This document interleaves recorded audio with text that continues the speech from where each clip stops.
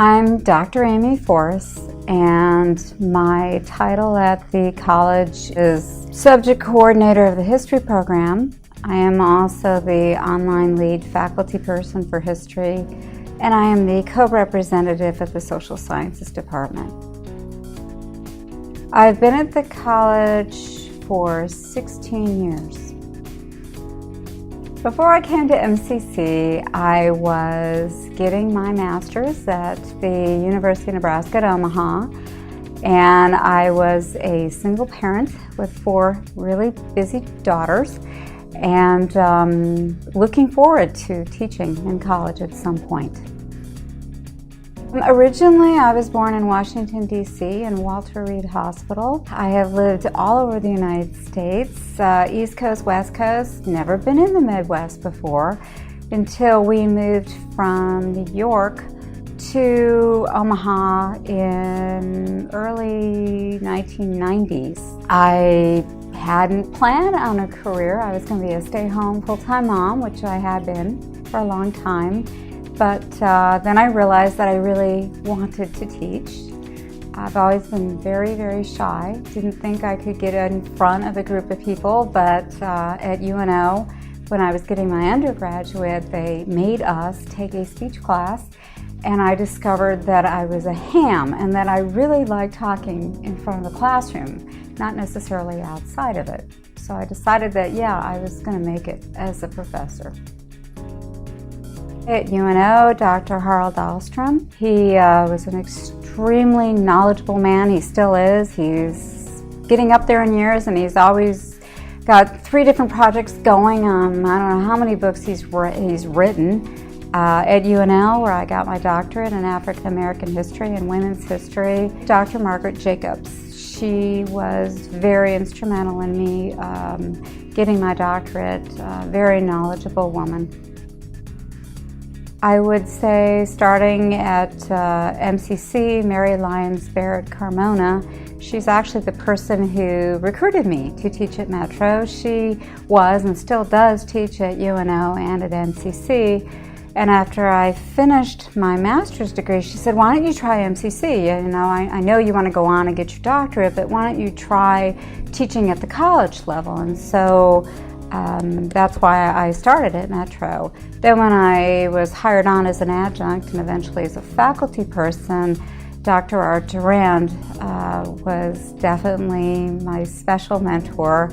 He taught me a great deal, not just professionally, but also personally, how to conduct yourself in the classroom and with your students and with your colleagues.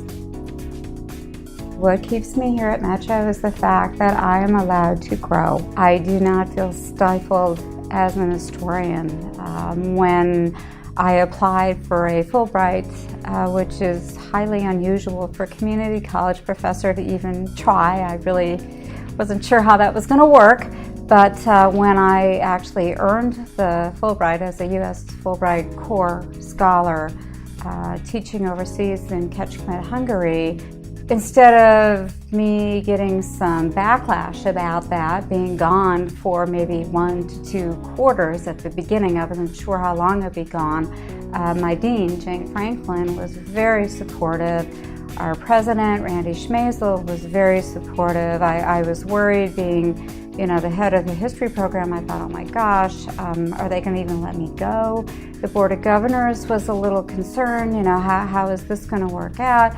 And no, everybody was on board. Everyone said, yes, let her go. I'm only the 2nd Fulbright Scholar in Metro's history.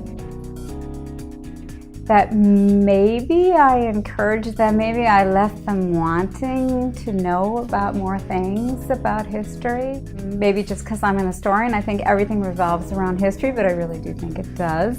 And I love it when students 3, 4, 5 years down the road email me and say, hey, doubt you remember me, but I took your class and I remember you talked about this. Like, I had a student who actually did this. She included a photograph of her and her husband in front of the Alamo, and she said, when you talked about the Alamo, we went through Texas history and U.S. History 1, you talked about it, and it was so exciting that for our honeymoon, that's where we went, was the Alamo. So I have a picture of her and her husband, and I actually with her permission, embedded it into my PowerPoint. And I show the students, I say, see, this is how excited you can get about history. So that to me was a real compliment. Technology has changed a lot.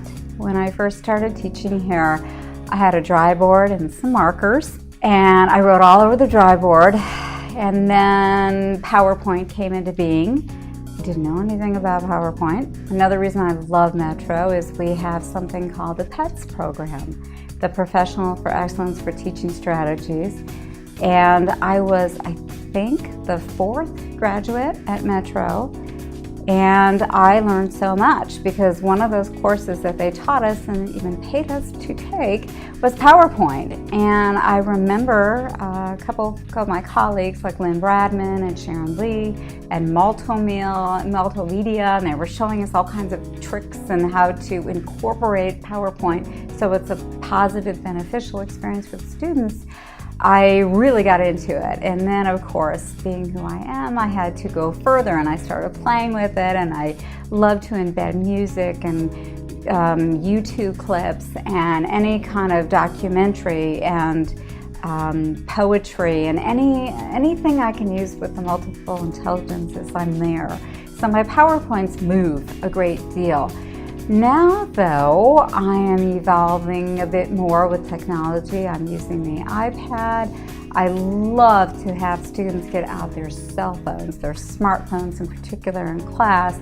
And my latest is I'm trying Poll Everywhere. Still in the amateur stages of it, but I'm getting there. But I love to have them use their technology. You know, I'll say, okay, we're going to check this, we're going to go to here, and we'll kind of do a quick quiz, and we'll go over there. And they're just really excited to be part of the class instead of just listening to me talk. Wanting it all. You know, I'm always looking over, okay, there's this new type of TEDx, and now we've got other programs we can use, or I'm thinking of my students. Pretty much every class, I look at each class individually and I say, okay, what can I do for them? And I don't mean just as a class, as individuals as well. And I try to incorporate maybe an interest that they have. I'm always growing. I get, probably 3 or 4 history journals, you know, the AHA, the OAH, all the big name journals. I'm always reading articles. What else is going on in the world? I try to educate myself on a daily basis, reading our Omaha World Herald, reading other newspapers, getting online, seeing what else is out there besides what's, the limited press, or whatever I'm seeing on the printed page. So I'm always challenging myself. You can do better. This textbook's good, but you need to be on the outlook for a better textbook. And maybe my latest challenge is, let's not have a textbook. And so I have an online class. I've actually created 9 of the 11 online classes that we have here at Metro. And I'm always looking for something to engage the students. I try to pretend, well, if I was the student, would I be bored here? And I'm just turning around the assignments and rewriting and looking at my PowerPoints and saying, not good enough, So I'm always trying to push the envelope. I spent a lot of time with our 6 children and our 6 grandchildren. And I love to travel. I love to exercise. I love to read. I'm very eclectic. Biographies are probably my favorite thing to read. I published a book, which was a biography. I'm in the middle of publishing a children's version, nonfiction picture book of that biography. And I'm also working on another book that has nothing to do with anything like that I'm hoping to have published for 2020, which is the 100th year anniversary of the 19th Amendment. So of course, what I'm writing about has to do with the suffragists and the modern day feminists who are trying to get the Equal Rights Amendment passed. A woman is like a tea bag. You never know what she's capable of until she's in hot water. I'm Amy Forss, and I am the subject coordinator for the history program at Metropolitan Community College.